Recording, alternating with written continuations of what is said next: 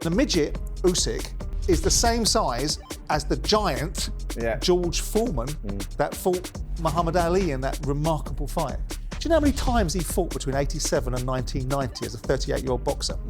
23 times.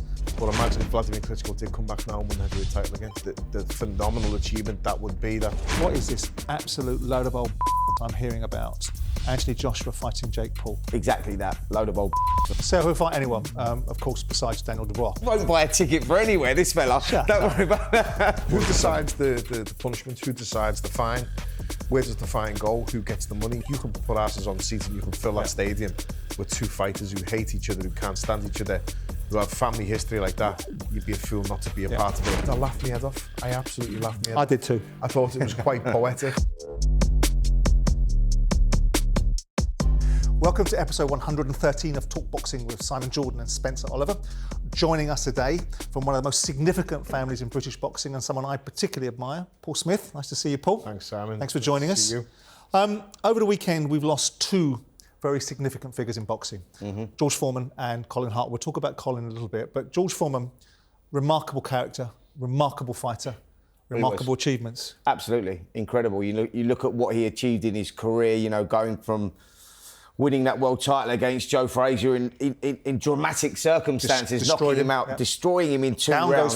Down goes Frazier. Absolutely, 1973 and then 1974, obviously, the Rumble in the Jungle, George Foreman versus Muhammad Ali, where a lot of people feared for Muhammad Ali's life going into that, forgetting that Ali was only 32 years of age, but considered way over the hill by then, and Foreman being this formidable force in the way that he dismantled Joe Frazier. You look at that, and it was just, it was just an incredible rope-a-dope. Ali done what he done. But George Foreman was so humble in defeat after that. You know, he was one of those guys that sucks it up and then look at the career that he had, didn't really get the opportunities. By the way, anyone that's not seen this fight, which is Ron Lyle versus George Foreman, that was his comeback fight. And it was the most dramatic, incredible fight. I think it's one of the best heavyweight fights I've ever seen. Won Ring Magazine of the Year award that year, actually. But what a fight.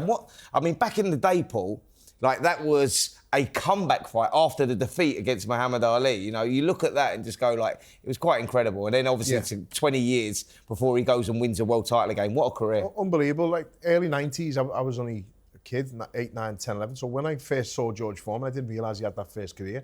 I didn't realise he was coming back. And I just saw a big bald heavyweight smashing through all these young fellas. But then we watched Champions Forever, the video, the VHS, and it was Ali, Foreman, Holmes, Norton and Frazier. And it was about all them 5 heavyweights, and you get to know the real person behind it. And I think the second half of his career, he was always smiling. The first half of his career, he was moody and mean and nasty and unbelievable fighter, unbelievable achievements, both in and out the ring as well. The tragedy for George a lot of the time is that he was remembered so much for that defeat and the Rumble in the Jungle. Let's have a listen to George Foreman himself talking to TalkSport about that very fight. What I remember most about that boxing match, I was certain I would knock Muhammad Ali out in 1 round or 2, maybe 3 at the most. I had defeated Joe Roman easily, Ken Norton easily, Frazier, these people who had defeated Muhammad, so I had no fear. So I put everything into knocking him out in 3 rounds. After the 4th round, I can remember being shocked that he hadn't gone down. The 5th round, I was amazed. And I realized something different was happening after the 6th round, that this guy wasn't going to be knocked down. And he was the most strong-willed human being I'd ever met in or out of the ring. And I can remember it like it was yesterday. What I remember most is being shocked that I had knocked him out. I wasn't a happy man after I beat Joe Frazier. If I had beaten Muhammad Ali, I still wouldn't have been a happy man. One more victory wouldn't have made me different at all. But losing that boxing match gave me a rage like none other before to recapture that title. And I remember feeling in that boxing match, not only that I'd lost the championship of the world, I felt like I've lost my core. What was important to me, everything important to me was gone. And I didn't know how important it was until I lost the championship of the world. I was devastated. phenomenal fighter. I mean, obviously, we talk about him in conjunction with the Rumble in Jungle and that brilliant film When We Were Kings, which encapsulated that whole experience. The fascinating thing for me, and not only did he just beat Joe Frazier before he lost to Muhammad Ali, he beat Kenny Norton, who was a formidable fighter that had done damage to Ali. And obviously, George talked a great detail about that fight and talked about, I've seen him talk about the ring being set up in a certain way, the canvas perhaps being softer so he couldn't plant his feet, the speed of the count which counted him out. But he was, to me, when I saw him, I don't know what you guys thought, he looked like this giant. And you see, but he was only 6'3". And you now look at heavyweights now, you look at Anthony Joshua, 6'4", 6'5", Dubois, 6'4", 6'5", Tyson Fury, 6'9", Philip Hrgovic, 6'7", and the midget Usyk is the same size as the giant George Foreman that fought Muhammad Ali in that remarkable fight. I know, it's incredible. You look back, I mean, you go back even further than that to the Sonny Liston days, and you look at that, and when Muhammad Ali beat Sonny Liston, they were like 14, 13 and a half, 14 stone. They wouldn't even qualify as heavyweights now. It's just a society, fighters have grown bigger, but at that time, George Foreman was the monster of the division. He was the big guy. He was the big, phenomenal puncher. And I think that's what it was. He was standout because he was that much bigger than the guys at that time. But, incredible fighter. The phenomenal challenge that George Foreman had as a result of that fight seemed to have really diminished him because, I mean, I've seen the videos afterwards. You've seen the interviews he did years later when he and Ali were great friends and Joe Frazier were all sitting around on a couch being interviewed by Joanna Lumley when Terry Wogan wasn't there, and it was all fun and games. But it did diminish him. You know, it took him a year, 15, 16 months to get back in the ring. Ron Lyle was the fight that he got back in the ring with, and that was a barn burner of a fight. A year, 18 months later, he loses to a contender, Jimmy Young, doesn't fight again for 10 years, has an out-of-body experience in the changing room, converts to God, and then no one sees him for 10 years. He comes back in 87, and here's the remarkable statistic. Do you know how many times he fought between 87 and 1990 as a 38-year-old boxer? 23 times, up until the point where he fought Evander Holyfield, and I think he lost against Holyfield in 91, didn't he? He did. And then he ends up on a journey, and he ends up fighting Michael Moorer and winning the world title. Yeah. What a journey of two halves. And a guy that also wins the Olympic gold in 68, bases his attitude upon Sonny Liston and his intimidating, brooding, bad-tempered outlook to a completely different animal that comes back and wins a heavyweight title when he's 45 years of age.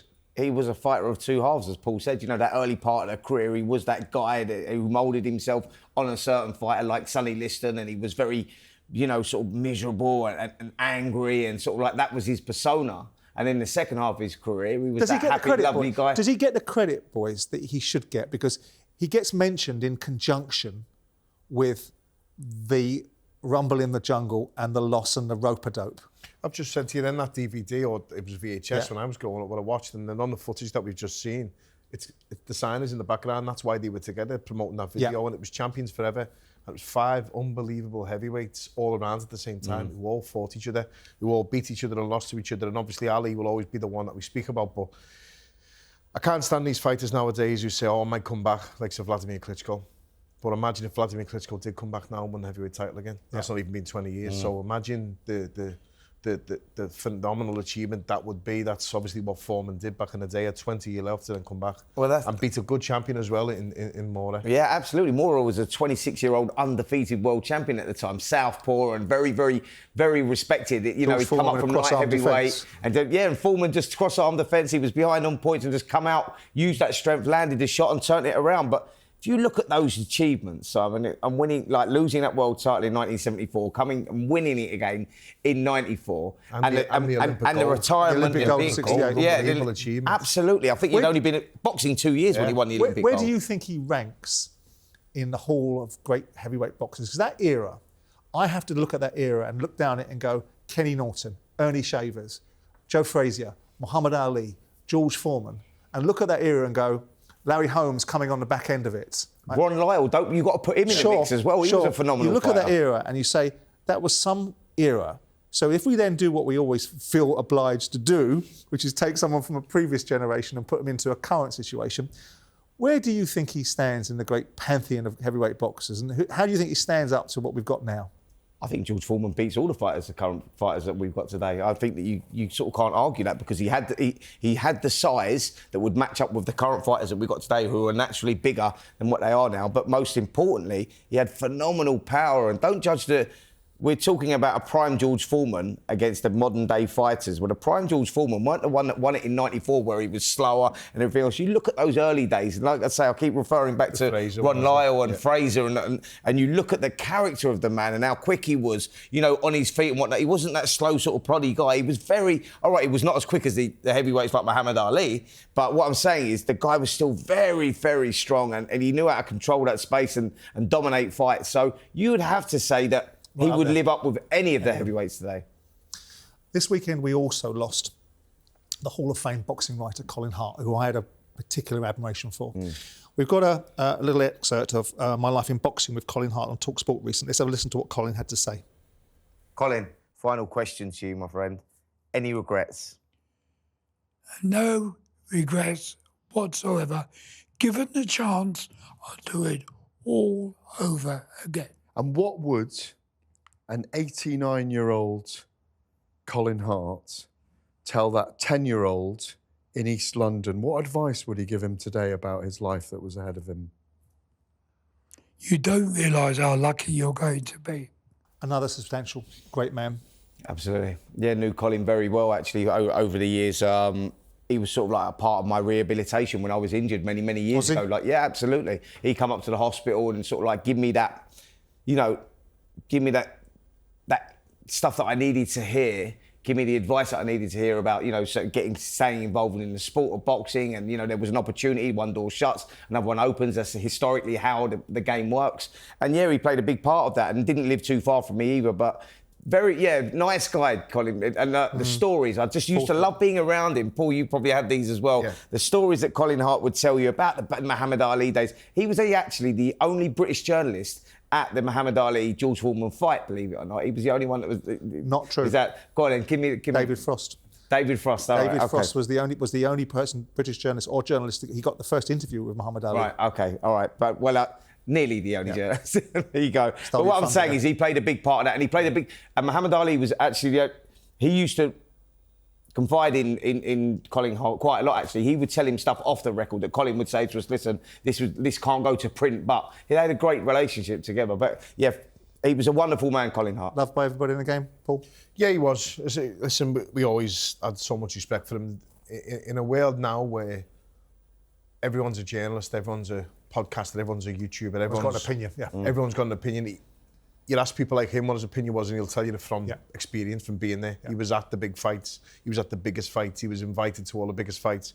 He put the time in. He put the hours in. Even up until recently, he was over in Saudi. He wasn't here a lot. You know, he paid his dues certainly, and he was very well respected by the boxing fraternity. Both men sorely missed.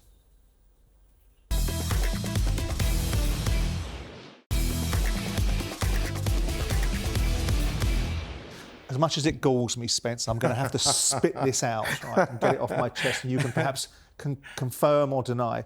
What is this absolute load of old b****s I'm hearing about? Anthony Joshua fighting Jake Paul. Exactly that, load of old b****s, and I think that's exactly what it is. I think that they've had a conversation which Anthony Joshua posted that he'd had Jake Paul on the phone or whatever. But look, Jake Paul is a master salesman. He knows exactly what he's doing. Him talking about fighting Anthony Joshua, does the fight ever materialise? No, I don't think it does. Anthony Joshua's got his own trajectory to go on. Let's hear about the aforementioned from the Eddie Hearn. This is the first time I've spoken about the fight. To be honest, like, I look at it and I think Jake Paul against Anthony Joshua. I mean, look, for me, we'd do it for the banter. Do you know what I mean? Like, AJ would fight Jake Paul. He'd fight anyone, to be honest with you. And if Jake Paul wants to step up and fight Anthony Joshua, he'll need the relevant insurance.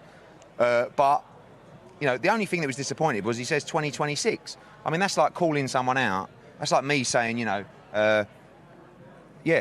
LA Olympics for the surfing, 2028, I'll be there. Do you know what I mean? Do it in 2025 if you really want to do it. You're not going to get really much better at this stage. But I don't know, those two have spoken. I spoke to AJ this morning. He went, listen, of course, I'd fight. I mean, if the question was asked to Jai, would you fight Jake Paul? And there was. I wouldn't fight him. I'd bash him. Yeah, but he might do it. He might just do it for just for doing it for the sake of it. But obviously we know. Listen, Jake creates massive events, right? You know that's going to create like unbelievable viewership, and no disrespect to Jake Paul, it's a straightforward night's work. But I like this calling out of Canelo and all this. AJ it's another challenge up there. But if they're game, why not? What did he say, AJ, to you about it? He said, why not? I said, what do you want me to say when I'm asked about it? And he said, tell everyone I'll fight anyone, anytime. It's not a problem for me. Who knows where it'll go? So he'll fight anyone, of course, besides Daniel Dubois. When you listen to this sort of stuff, Paul, what's your takeaway when you hear Eddie Hearn and potentially Anthony Joshua even giving any credence to this nonsense? As a boxing purist, it doesn't sit well, but as a normal working class lad, I've been asked by builders, would you fight Jake Paul for £5 million? I never got £5 million for fighting anyone else in a fight, so it's the silliest question in the world. I've been retired 7 years. I'm still very confident. If you give me 3 weeks to get off the couch, I'll probably still beat him with one hand. It's not. Yeah. He's not a good fighter, so it's not even being disrespectful to him. As a YouTuber, as a presenter in what he does, he blows me out the water. That's his line of work. But you're stepping into boxing, another profession. Now, to call the likes of Canelo out, I think is disrespectful. To call Anthony Joshua out is lunacy, but we know why it's happening and why he does it. Forget Jake Paul. Forget Jake Paul. A lot of tickets. Paul. I mean, Jake Paul's going to do what Jake Paul does, but Anthony Joshua, and with respect to you and what you did and didn't earn in your career, Anthony Joshua has earned a king's ransom. Yeah. So he doesn't need to be fiddle with this, does he? Yeah. No, he doesn't. But again, all I keep seeing from people out there is, when is enough? And I get that. But when you're retired at 33, 34, and you've got to make that last, now you've got more experience than me in this, dealing with a lot of footballers in the past as well, and business people who have to make a certain amount of budget last.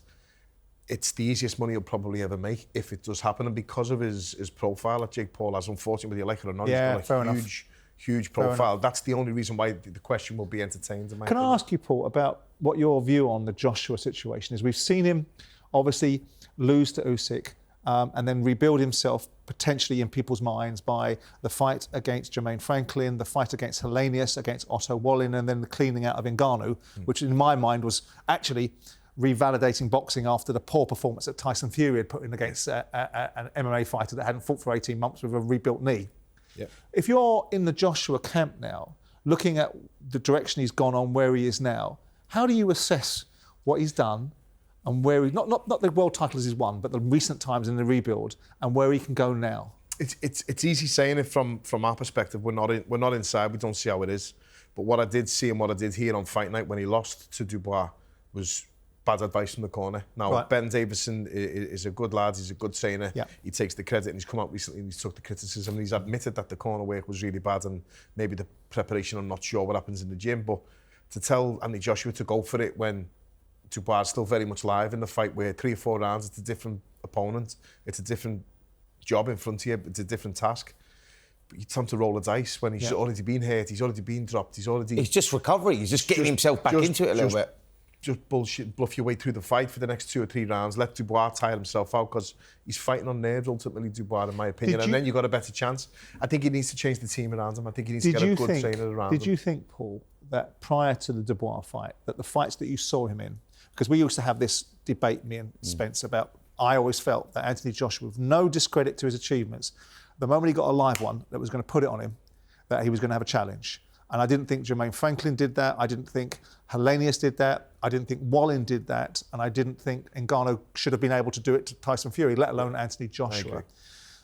Did you think going into that fight that Anthony Joshua was rehabilitated, redeemed, and was going to go and deal with Daniel Dubois? Did you have any reservations about what was going to happen? Honestly, I remember seeing your prediction and thought it was quite bold. And I was thinking that it was going to go as it should go to plan, that Joshua will have too much for Dubois, based on Dubois' performances against Usyk and Joe Joyce. Yep.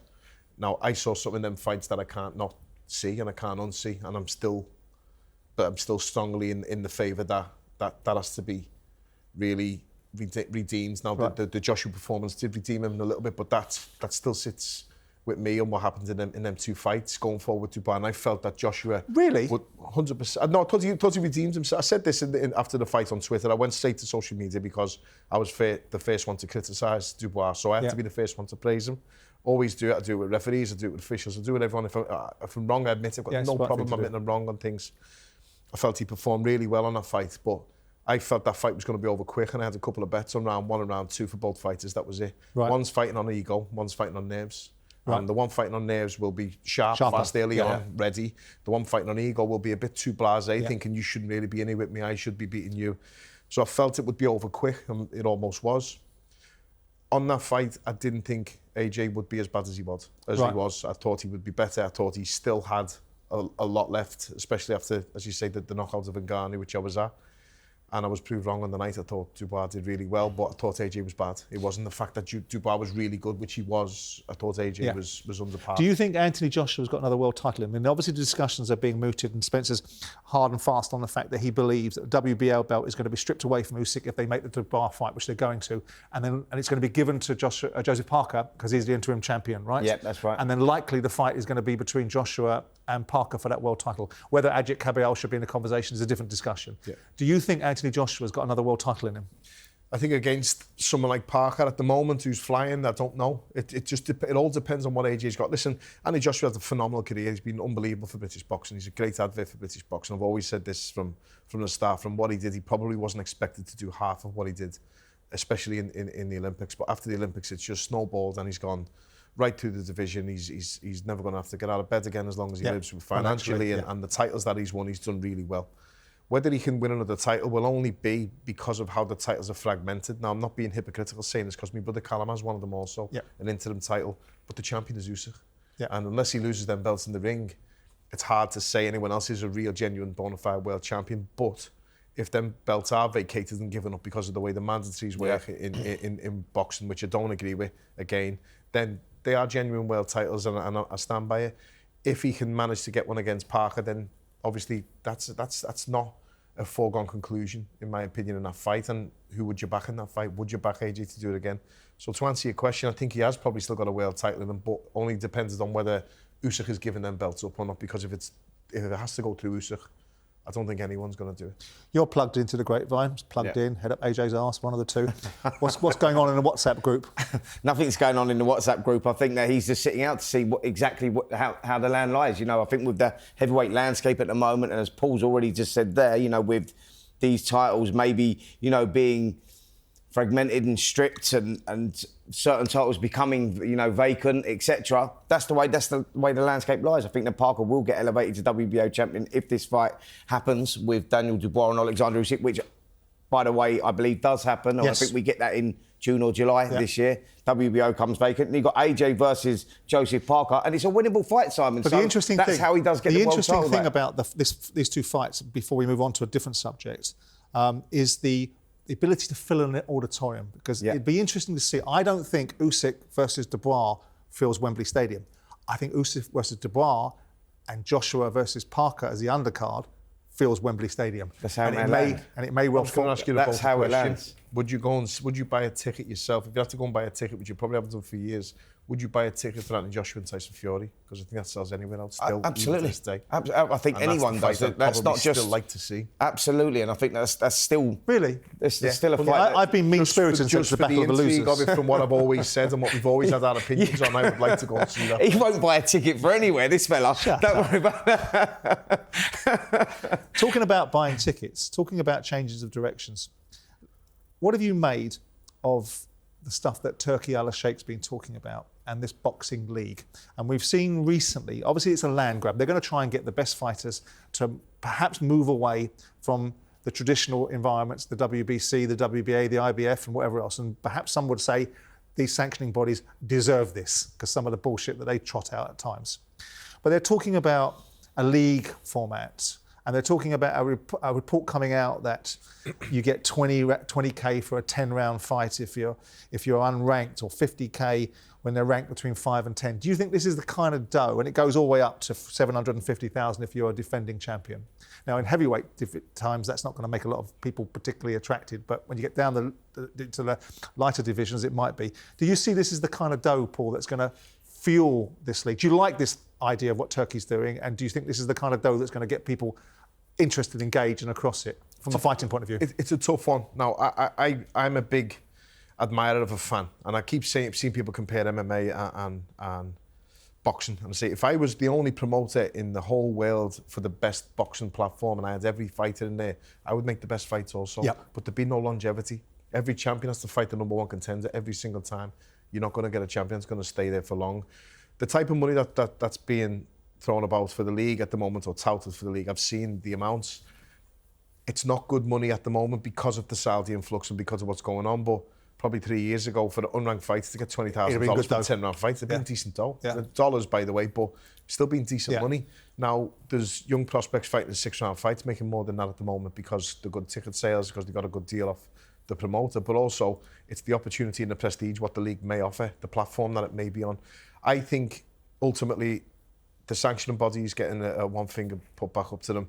I'm happy for it. I'm all day for it. You charge 3% of fighters' purses when they're fighting. You've got to put the badges on your shorts. You try and be the be all end all. You can put your belt in the bin and still have these big fights. That means that Usyk will be paying 3% to every licensing belt. Every single one. I think it's an incentive for the younger fighters to coming through, and I think that, you know, but when you're looking at that sort of money, I think that would have to change for the bigger names out there. You're talking about coming down in weights. You look at fighters like Gervonta Davis and whatnot, they're still pulling in $50 million a fight. You know, they're still pulling in massive money, like the bigger names. So to get the bigger names involved in this, I think that the money will have to change for that. But I think it's a great format for the younger fighters coming through, for sure. That's what I was going to say. Listen, I'm a big fan of Dana White. I'm a big fan of what he's done. He's done unbelievable at the UFC. But I don't think that's going to work in boxing. In boxing, the highest paid UFC fighters are, let's say, Conor McGuigan, Francis Ngannou, and they made the chunk of the money in boxing.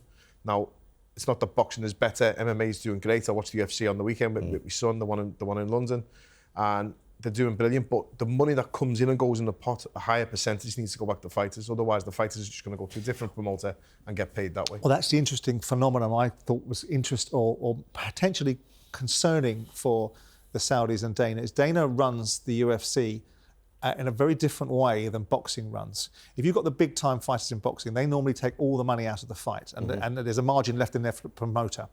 In UFC, it's a different margin dynamic. I've heard in the boxing it's nearer to the 90% of everything goes to the athletes. In the UFC, it's nearer to 15 or 20%. And that then puts Dana in a situation where he's now got a blended environment where he's got UFC and he's got boxing, and he might find himself in having difficult times with the UFC fighters that are looking at what their boxing colleagues are getting and going, hang on a second, do you expect this new agenda and this new regime and this new set of thought processes to be ultimately successful? I don't know, but again, Dana White will argue whatever he touches will be successful. It's some good luck to him, but I don't think that format is going to work in boxing, where if a boxer knows there's 10 million in the pot and only 2 million is getting paid to the fighters, they're going to want more of that because that's how it works on all the other shows. A promoter nowadays will sit down on a pay-per-view show and say, here's what's going to happen, there's in the pot, there's my fee, there's the television fee, the rest is between you decide you split.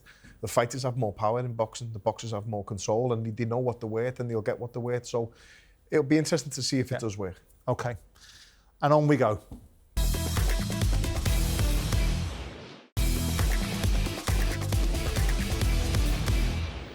I want to talk to you about your brainchild, the Global Fighters Association. I can abbreviate it to the GFA for this conversation. I think you and I have spoken about it before, but walk me through where you're going with it, what you're doing, and how these sort of things have worked in the past. So I had the idea years ago, obviously, of establishing a boxing union. There isn't a union in boxing. There's the PFA in football, obviously. There's other sports that have unions, and every workplace you go in is a union. I used to just think I'd love to have a minimum wage in for a fighter where it was a minimum, say, $1,000 a round or something more. If a fighter gets in the ring, they should have some form of healthcare or health cover. I had fights where I'd pull out 2 weeks before the fight with an infection in my elbow or a bruise on my hand or a cracked bone in my hand, and then all the camp you've put in, the work you've put in, you can't go and fight. If you don't fight, you don't get paid. You got to refund everyone the tickets. Before you know it, you've lost money on the training camp, and we see it all the time with fighters. But more importantly, recently we've seen fighters die in the ring. Indeed, it happens all the time. It's so unfortunate. You know firsthand more than anyone what can happen in the boxing ring, Spencer. And afterwards, there's just no aftercare. You give your life to the sport, and it's not. So how's it going to work, Paul? I mean, we've seen Barry McGuigan tried to do something like this years ago, and we've seen the advancing in support structures around the ring, better medical facilities, so that you don't have a Michael Watson situation manifest itself again. But to build out this entity, I'm always slightly resistant to unions because I don't think they bring the solutions that, and that's probably because I've been an employer on the other side of the argument, right? But they need to be funded from somewhere. Yeah. And ultimately there's always this tacit resistance. Like if the professional footballers had to pay to be members of the PFA, there'd be no members. Yeah. It's paid for by the broadcasters. Yeah. So when you're looking at this very good idea, and I think very valuable idea about the aftercare, the support and the infrastructure support. We saw it during COVID when people couldn't spar, they couldn't earn any money, people were in real challenging situations. So how is a structure or an organisation like this going to be built out and funded?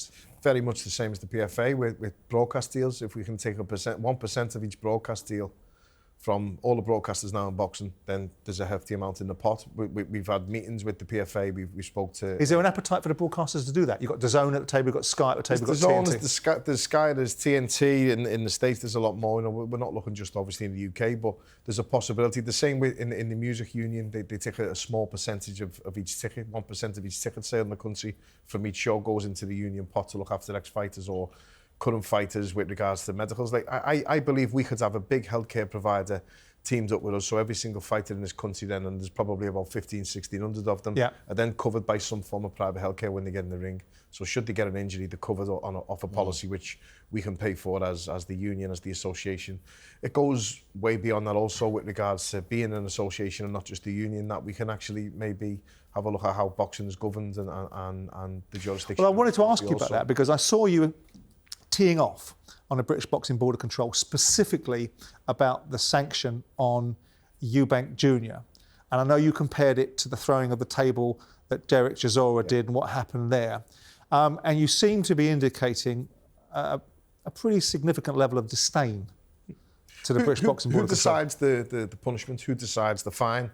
Where does the fine go? Who gets the money? Who receives the money? I keep seeing ex-fighters pop up, and Spencer can answer this one. Have you ever had any conversations or care since your injury from the British Boxing Board of Control to see how you are? Listen, that's exactly what it is. You pay your British Boxing Board of Control licence fees. You pay your licence fee. You pay your licence fees. 4% of each fight. And like you say, if you fight overseas, you have to pay 11. Absolutely. And you see these punishments being thrown down. You go, Chris Eubank Jr. gets fined £100,000, and you go, where is that money going? But they would say it goes back into grassroots. Yeah, hold on a minute. You get someone like myself who gets injured just on the prime of coming into his prime of his career, not on any real significant money. You get injured, you nearly lose your life, and you go, right, you got to rebuild, and where's the phone call saying, how are you, mate? What are you doing? Here's a little bit of support. We should have some sort of insurance for that, some sort of cover for that. But just to go, oh, he looks like he's doing all right, off you go. You just go like that. There's no support there. Is it not fair, I think that it needs to be there. I mean, I've been critical of Roberts, and not to personalise it, I've been critical of the British Boxing Board of Control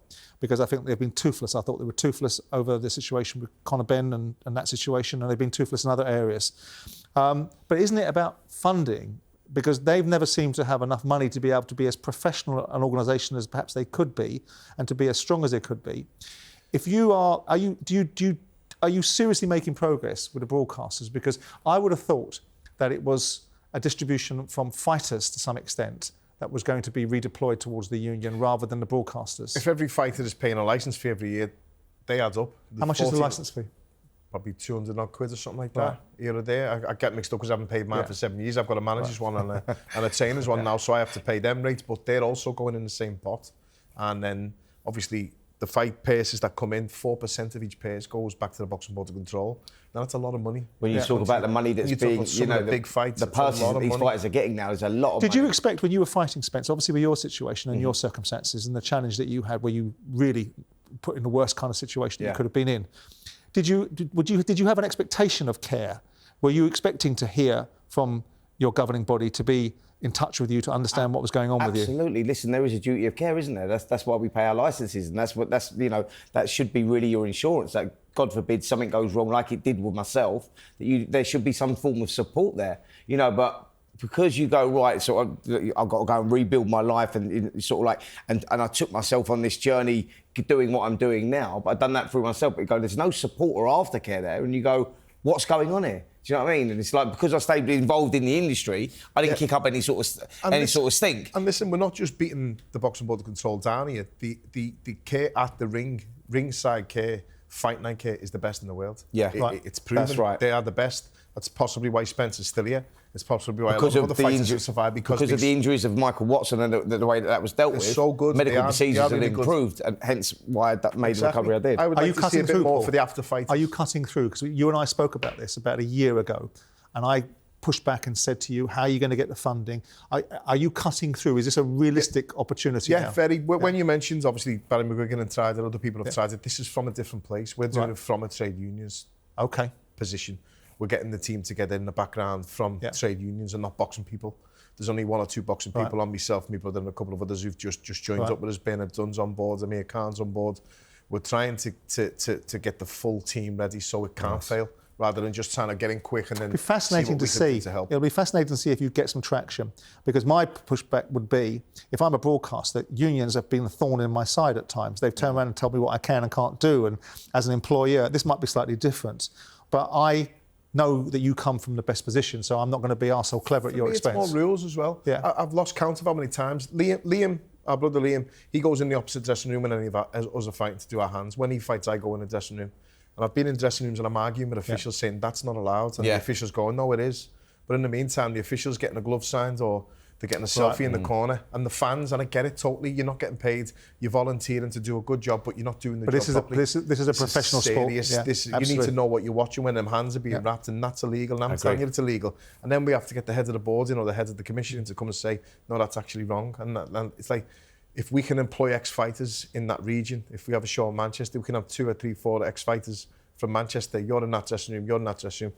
We know them hands are good. Yeah. I never want to go in an opponent's dressing room to watch hands being wrapped. I want the inspector to be able to know, and I want to have the faith to know that I don't even need to go in there. We shouldn't have to send a team member. We'll see, Paul. I mean, I know you've got the passion for it, so I don't doubt you'll get it moving. I want to talk to you about your brothers.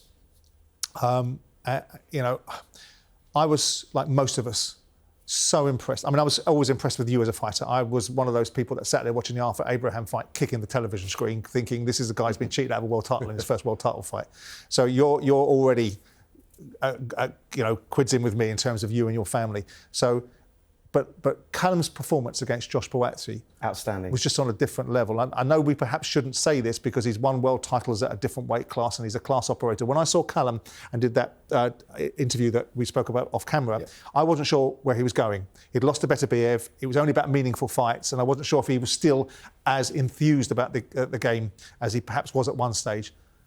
No doubt in that performance is outstanding, wasn't it? And listen, that was justified because of how he speaks. I think what you find with a lot of people, especially maybe Scousers, us, our family, we're honest, and you have to be honest. And when you're asking them a question, do you still want this? It's like, well, it's not I'm not in it for the money, no, but I want to be a world champion again. And Stephen asked him at one point, would you fight him for X amount of money? He went, probably not, no, I wouldn't go. He said, well, you've done? He said, no, because I'd fight him for less for the world title. So therefore, we knew he still had it, and it's okay saying it. Look, I know how good my brother is. I've always said he's the best light heavyweight in the country, and he can still be a world champion. You've got to get everything right. You need a lot of things to go your way in boxing and training camps. You need a bit of luck. You need to have a full training camp without injuries here and there. The Beterbiev fight, he couldn't really spar. It's not making excuses. He said this. The Canelo fight, 4 weeks notice and in lockdown, and he didn't do himself justice in those fights. So people were writing him off, rightly so. But he showed them the night. But I think where we was positioned though, Simon, wasn't it? You're looking at it and you're looking at the career that he's had, and you're looking at the fights and the Beterbiev performance, and you're just going, at this level now with Joshua Boazzi and him coming through, and it's always a passing of the baton, and you go, is this perfect timing? A calculated gamble from Boazzi's team, and you go, there's a strong argument there, because you go, where is Callum's desire? Like at this stage, like the best Callum Smith always wins that fight, but is that guy still there? And that's what he proved, and that was the impressive thing. It's that saying, a crossroads fight, that was an ideal crossroads fight. Is it whoever's going to win will go there? But are you pleased he took that fight? I am, I am. And listen, I was not worried, but going in there, I was watching the fight. I really like Boazzi. I rate him. I commentated on his AB fan. I think he's a good fighter. And I thought, apart from Callum, he was the next best out of the rest of the bunch. Still do believe that. And on the night, I don't know why if you tell me I'm fighting someone, I'm going to big him up to be the best going. He's going to be the biggest puncher that has. So I overestimate everyone because then when you get in, it's a nice surprise rather than a nasty surprise. And as a fighter, that's not what you do. On the night, I said this to Callum after, I was expecting just another little gear from him, from Boatti, and he just couldn't find it. But that's because he wasn't allowed to. He wasn't allowed to. That's how good Callum is. And on his day, Callum, that's what he keeps saying, on my day, I know I can beat anyone. But I think in his next fight, without downplaying Boatti at all, I respect him massively. I think Callum will probably be 15-20% better after doing. Well, that's what I was going to ask you rounds at that pace. I mean, I think Boatti coming off the back of fighting Dan Aziz and Willie Hutchinson came into a fight against a world-class fight. Yeah. Well, but your brother's world level. Yeah. So it was a different animal.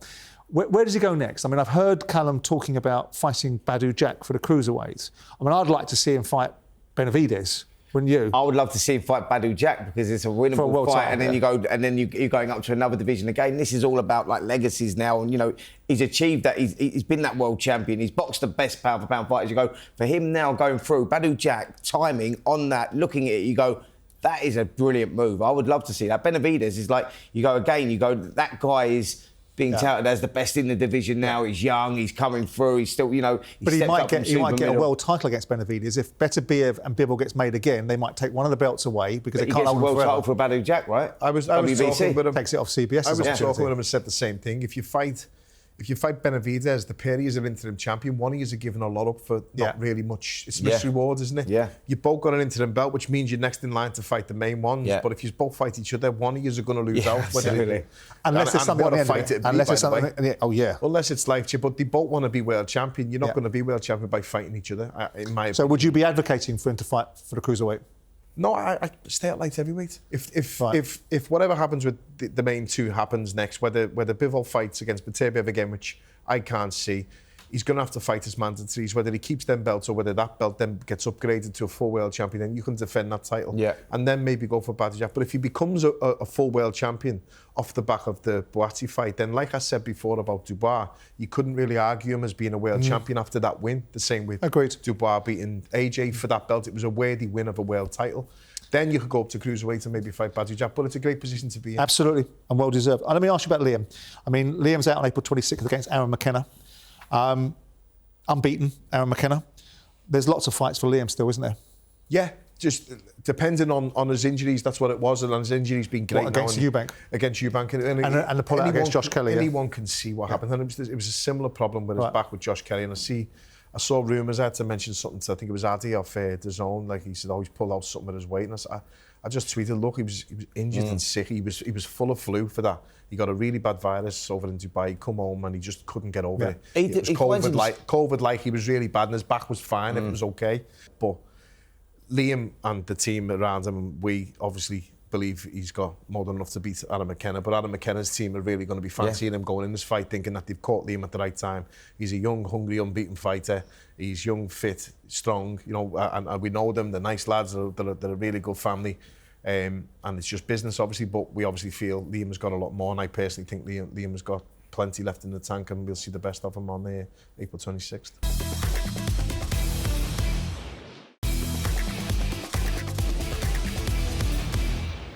So, Paul, where are you on this, what I consider a little bit of a circus, and Hearn has a go at me about me being mean-spirited. It's two world-class fighters, not sure.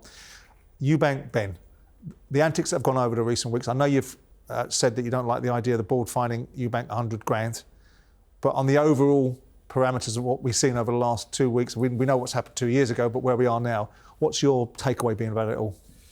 It's another one, isn't it? This fight's happening solely because of the parents, what they did back in the day, and I sat on a one-seater couch, the three of us, sweating hands, watching both fights back in the day. So you're not in the camp that both of these boys deserve this kind of fight? It's not whether they deserve the kind of fight. Look, I'm trying to be a bit diplomatic about it. If you can put asses on seats and you can fill that stadium with two fighters who hate each other, who can't stand each other, who have family history like that, you'd be a fool not to be a part of it or put it on or to put that on for the public. The public have shown that they want it. Everyone wants to see that fight. It's, for me, obviously, the fact that it's not a world title fight, is it? It's not a fight on that level. Getting paid like one. But they're getting paid like one because of, obviously, the influx of the money from Saudi, and that's how it is, and it's a fight that I'll be watching. I'll be there, obviously, on the night. But if I wasn't there, what have you made of the antics? I would be watching it. What have you made of the antics? Do you think? I mean, I've seen worse. I said about Chisora in throwing the table towards Dylan White. I was filming it. I was sitting in the front row of the press conference. I was at the press conference, and I was laughing and joking about it. And afterwards, it was okay. It was a bit of a rant by Chisora, but we expect that from Chisora. I'm not going to lie, when it happened, I laughed my head off. I absolutely laughed my head off. I did too. I thought it was quite poetic. I thought what happened was quite funny. It wasn't dangerous. It wasn't something that, like, I had someone, Nigel, saying I thought he glassed him. I can understand by the noise of it. Things happen fast in the heat of a moment. I get it. But afterwards, all's well that ends well, really. And it's created a lot more fuss about the fight, a lot more column inches, a lot more press and publicity. All publicity is good publicity. But then the board come in and think they can find a fight at £100,000 for it, and that's their prerogative, but it didn't sit right with me. With regards to the fight, I think it was what I said at the time. You know, it's a middleweight and a big middleweight against a welterweight, and it's not really that sort of safe, so to speak, at the start. Conor Benn's tried to move up in weight now. Eubank isn't what he was, and I'm not disrespecting him saying that. It's just a fact. So therefore, the fight is more even, in my opinion, because when the fight was first made, it was the easiest fight Eubank could have had. I think Conor has been boxing at 154 as well. You know, they're talking about this two weight division jump, but 147, I don't think he's done that for over 3 years now. So it's sort of a little bit closer in weight than what it was. But Eubank is much bigger. Where are you on Eubank, the fighter? I mean, I've been critical of him, not because I'm never had the balls to put on gloves, but because I've always seen Chris come on shows talking about how much money he's made and what his house in Las Vegas is, and then this never-ending tale of he's going to fight for a world title and doesn't. And then I went back over the weekend and I watched the fights against Billy Joe Saunders, and I watched his fight against George Groves, and I think he can consider himself slightly unlucky in the Billy Joe Saunders fights. Very unlucky. And there was more to the fights than I perhaps give Chris credit to. You know, he's fighting. Some would say he should be fighting at 168, which is your old weight class. When you look at Eubank Jr. as a fighter, what comes to mind with you in terms of what he's done, what he could have done, and what he will do? I've got probably a little bit more than this because I've sparred him. I've been in England, I've sparred a fair few rounds with him. Yeah, and only over a week period, he come up to Jimmy spar with myself. He sparred with my brother Liam. That's where the story from the spar with Liam came. That Liam ate him. He was in Manchester. He didn't speak much. Personally, you know, I bumped into him in an airport after he boxed Liam in Dubai. Give him a hug, shook his hand. We both spoke. We laughed. We were on the same flight. It was nice to see him. There was respect there, but that's where it starts and ends, really. But boxing-wise, he's not bad. And when he was younger, he was better. I think now, I watched Liam distraught after his fight when he lost to him. And Liam was saying, he's finished, and I've just made him look absolutely great. And it sickened Liam, I know it did, because he knows he can beat him. And I don't think that Eubank, compared to what he had when he was fighting the likes of Billy Joe Saunders and George Groves, and I don't think he has that left anymore personally in him. And whether he's got the desire technically better though, isn't he? He's technically probably, I don't know. When he fought Billy Joe Saunders? He should be. He should have improved from that loss. And Billy Joe Saunders was a very good fighter. He was indeed, He should have improved from that fight. He should have learned a lot from that fight. But you only learn and improve if you want to learn and improve. And I don't know whether he actually wants to, or whether he wants to just cash in, make as much money as he can, which he's making a very healthy amount on this fight, and then go and live the life that he wants to live. But as a fighter, he's a good fighter. He's awkward. He's a good fighter. I don't think he's a good boxer, if you know what I mean by that. He's good at putting his head on your chest and fighting, and he can do that. I'd like to see more of that from him, especially in this fight. I hope he doesn't get on the back foot and try and box in this fight. I hope he tries to meet him heads on. Who do you think wins the fight? I think Eubank should win, and should win relatively well. But as I say, stranger things happen in boxing, and it just depends on whether he really has got much left or not, Eubank, in my opinion. Right, that's it for episode 113 of Talk Boxing with Simon Jordan and Spencer Oliver. Paul, brilliant. Thanks for joining us, mate. Thanks for having me. And you guys, we'll see you next time we're out.